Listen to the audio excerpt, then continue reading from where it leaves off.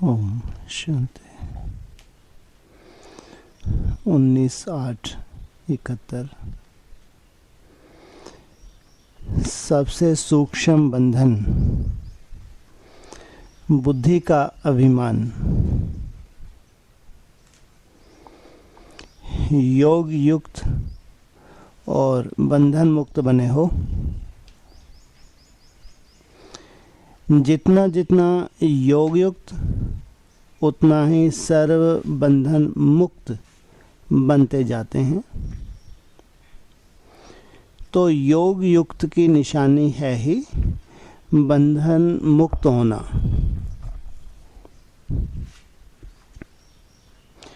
अपने सर्व बंधनों को जानते हो ना कि किस किस प्रकार के बंधन हैं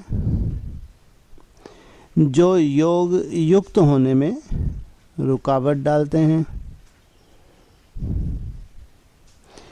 जैसे सर्व दुखों की लिस्ट निकालते थे, वैसे भिन्न भिन्न बंधनों की लिस्ट निकालो। उस लिस्ट को सामने रखते हुए चेक करो कि कितना बंधनों से मुक्त हुए हैं और कितने बंधन अभी तक रह गए हैं। इससे अपने संपूर्ण योग युक्त अर्थात संपूर्ण स्टेज को परख सकते हो कि कितना संपूर्ण स्टेज के नज़दीक पहुंच गए हैं। बंधनों की लिस्ट सामने लाओ। कितने प्रकार के बंधन होंगे, इनकी लिस्ट निकलेगी तो जाल मुआफिक दिखाई देगी।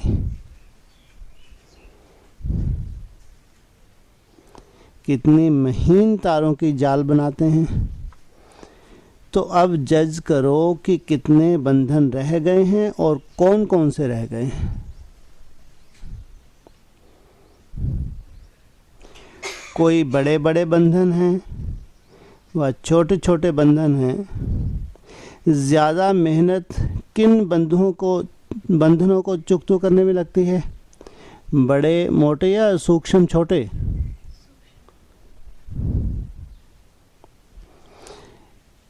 सभी से कड़े से कड़ा बंधन कौन सा है? कोई ने कहा देह अभिमान। यह तो सभी बंधनों का फाउंडेशन है, लेकिन प्रत्यक्ष रूप में सभी से कड़ा बंधन कौन सा है? लोक लाज तो बहुत छोटी बात है, यह तो फर्स्ट स्टेप है।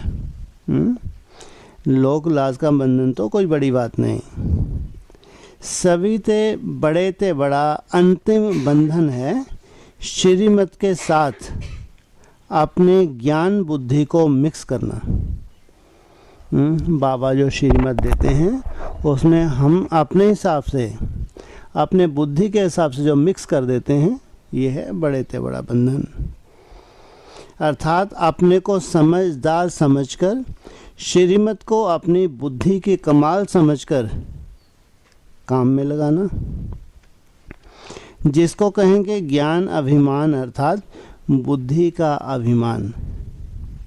यह सभी से सूक्ष्म और बड़ा बंधन है। इस बंधन से क्रॉस किया तो मानो सभी से बड़े ते बड़ा जंप दे दिया।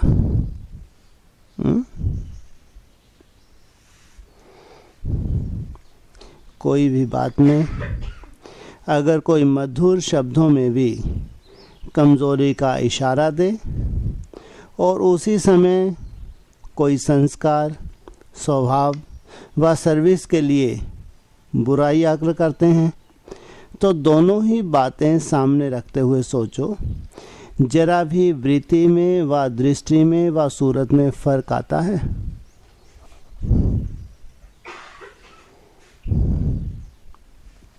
जरा भी फर्क नहीं आए। जरा भी हिम्मत उल्लास में अंतर नहीं आए, इसको कहा जाता है इस बंधन को क्रॉस करना। अगर मुख से ना बोला लेकिन सुनी हुई बात का व्यर्थ संकल्प भी चला तो उसको कहेंगे बड़े ते बड़ा बंधन। जो गायन है, निंदा स्तुति, हार जीत, महिमा व गलानी के समान, महिमा व गलानी में समान, अर्थात बुद्धि में नॉलेज रहेगी कि यह हार है, यह जीत है, यह महिमा है, यह ग्लानि है, लेकिन एक रस अवस्था व स्थिति से डगमग ना हो, इसको कहा जाता है समानता, गीता का स्वरूप बनना। नॉलेज होते हुए भी डगमग नहीं होना, यह है विजय। मैं समझ है उसके बावजूद भी डगमग नहीं होते, इसको कहते हैं विजय। तो इस कड़े बंधन को क्रॉस कर लिया, अर्थात संपूर्ण फरिश्ता बन गया। इसके लिए मुख्य प्रयत्न कौन सा है? यह अवस्था कैसे रखें जो इस बंधन को भी क्रॉस कर लें? ज्ञान अभिमान को कैसे क्रॉस करें? पुरुषार्थ क्या है?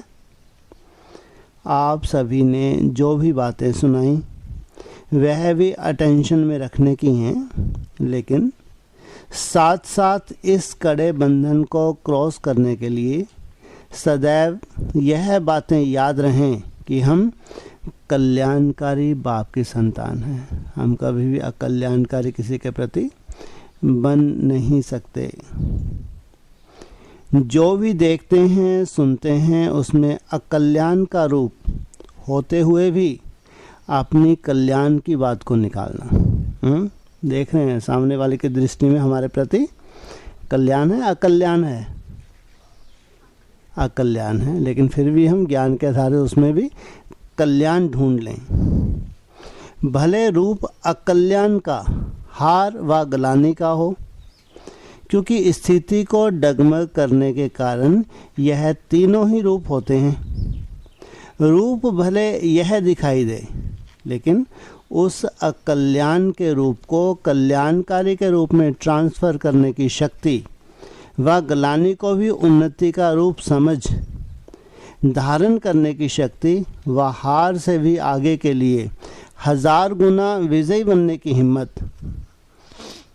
उल्लास और युक्ति निकालने की शक्ति अगर अपने पास है तो कभी भी सूरत और सीरत में उसका असर नहीं पड़ेगा। तो रहस्य क्या हुआ? कोई भी बात को व समस्या को ट्रांसफर कर ट्रांसपेरेंट बनना, पारदर्शी बनना, किसी भी बात का असर ना हो, अथवा अपकारी पर भी उपकारी बनना। जैसे संस्कारों की समानता के कारण कोई सखी बन जाती है, ऐसे निंदा करने वाले को भी उस स्नेह और सहयोग की दृष्टि से देखना। इसलिए स्लोगन क्या कहते हैं? निंदा हमारी जो करे, मित्र हमारा सोए। संस्कारों के समानता वाली सखी और गलानी करने वाली, दोनों के लिए अंदर स्नेह और सहयोग में अंतर ना हो। जिससे संस्कार मिलते हैं और जिससे नहीं भी मिलते, लेकिन हमारे अंदर दोनों के लिए भाव समान हो, इसको कहा जाता है अपकारी पर उपकार की दृष्टि अथवा विश्व कल्याणकारी बनना। ऐसी स्थिति अब बन जाती है तो समझो संपूर्णता के समीप हैं। संपूर्णता के समीप की ये निशानी है। ऐसे नहीं, जिनके संस्कार मिलेंगे उनको साथी बनाएंगे, दूसरों से किनारा कर लेंगे, भले कड़े संस्कार वाली हो, उनको भी अपने शुभ चिंतक स्थिति के आधार से ट्रांसफ़र कर समीप लाओ। जब कोई होपलेस केस को ठीक करते हैं तभी तो नाम वाला होता है। ठीक को ठीक करना व ठीक से ठीक होकर चलना, यह कोई बड़ी बात नहीं है। बड़ी बात है अपनी श्रेष्ठ स्मृति और वृत्ति से ऐसे ऐसे को भी बदल कर दिखाना। किस आधार से? श्रेष्ठ दृष्टि और वृत्ति के आधार से स्मृति और वृत्ति से बदल कर दिखाना। देखो, होम्योपैथिक दवाई की इतनी छोटी छोटी गोलियां कितने बड़े रोग को खत्म कर सकती हैं। तो क्या मास्टर सर्वशक्तिवान अपने वृत्ति और दृष्टि से किसके भी कड़े संस्कार के रोग को खत्म नहीं कर सकते? अगर कोई के संस्कारों को पलटा नहीं सकते व खत्म नहीं कर सकते हैं तो समझो मुझ मास्टर रचयिता से तो रचना की शक्ति ज़्यादा काम कर रही है। जैसे मिसाल बताया, छोटी सी गोलियां रोग को खत्म कर सकती हैं, वह दवाई यह नहीं कहती कि रोग को कैसे मिटाएं। तो क्या आपकी रचना में शक्ति है और आप मास्टर रचयिता में नहीं? सदैव यह लक्ष्य रखो, ट्रांसफ़र होना है और ट्रांसफ़र करना है। ऐसे नहीं कहना कि यह ट्रांसफ़र हो तो मैं ट्रांसफ़र हो जाऊं। नहीं, मुझे होना है और मुझे ही करना है। जो ऐसे हिम्मत रखने वाले बनते हैं वही विश्व के महाराजन बन सकते हैं। तो विश्व महाराजन बनना है तो जो दैवी परिवार की आत्माएं भविष्य के विश्व में आने वाली हैं, अर्थात यह छोटा सा परिवार जो विश्व राज्य के अधिकारी बनने वाले हैं, इन सभी आत्माओं के ऊपर अब से स्नेह का राज करना। ऑर्डर नहीं चलाना, अभी से विश्व महाराजन नहीं बन जाना, अभी तो विश्व सेवाधारी बनना है। स्नेह देना ही भविष्य के लिए जमा करना है। यह भी देखना कि अपने भविष्य के खाते में यह स्नेह कितना जमा किया। ज्ञान देना सरल है, लेकिन विश्व महाराजन बनने के लिए सिर्फ ज्ञानदाता नहीं बनना, इसके लिए स्नेह देना अर्थात सहयोग देना है। जहाँ स्नेह होगा वहाँ सहयोग अवश्य होगा। अगर हाई जंप दे दिया तो सभी बातों में श्रेष्ठ सहज ही बन जाएंगे। अच्छा, अब भट्टी वालों ने अपने को ट्रांसफ़र किया। जितना ट्रांसफ़र किया होगा उतना ही हर एक की सूरत ट्रांसलाइट के चित्र के मिसल दिखाई देगी। ट्रांसलाइट का चित्र दूर से ही स्पष्ट दिखाई देता है। तो ऐसे सभी बातों में स्पष्ट और श्रेष्ठ बने हो। कोई ने कहा बनेंगे। कब तक बनेंगे? 5 वर्ष तक, पूछा बाबा ने। कब तक कब तक का वायदा किया है? इतनी शक्ति अपने में भरी जो कैसी भी समस्याएं आएं, कैसी भी बातें ना बनने वाली भी बन जाएं, तो भी अचल अडोल एक रस रहेंगे। ऐसी अपने में शक्ति भरी है। ऐसे नहीं कहना कि यह तो हमको पता ही नहीं था। ऐसा भी होता है, नई बात हुई इसलिए फेल हो गया। यह नहीं कहना। जब भट्टी करके जाते हो तो जैसे अपने में नवीनता लाते हो, तो माया भी परीक्षा लेने के लिए नई नई बातें सामने लाएंगी।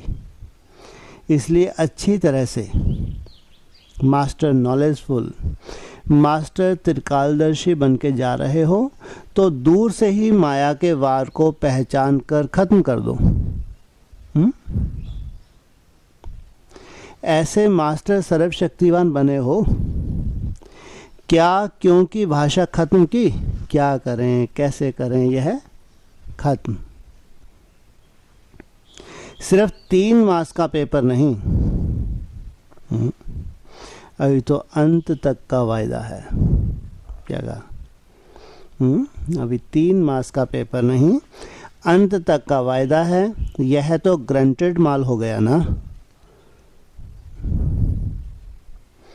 अपनी यथाशक्ति हरेक ने जो भी प्रयत्न किया वह बहुत अच्छा किया। अब अच्छे से अच्छा बनकर दिखाना। जैसे यह नशा है, वैसी ही प्रवृत्ति में रहते हुए भी इस नशे को कायम रखना। इस ग्रुप का छाप क्या रहा? कोई आपको बदल ना सके, लेकिन आप सभी को बदल कर दिखाना। कोई परिस्थिति व कोई वायुमंडल हमको नहीं बदले, लेकिन हम परिस्थितियों को, वायुमंडल को, वृत्तियों को, संस्कारों को बदल कर दिखाएं। यह पक्का छाप लगाना है। ट्रेडमार्क भट्टी का अविनाशी लगा कर जाना। अपना ट्रेडमार्क नहीं भूलना। अगर भट्टी के धारणाओं की स्मृति साथ साथ रखेंगे तो सफलता सदैव साथ रहेगी। अच्छा, ओम शांति।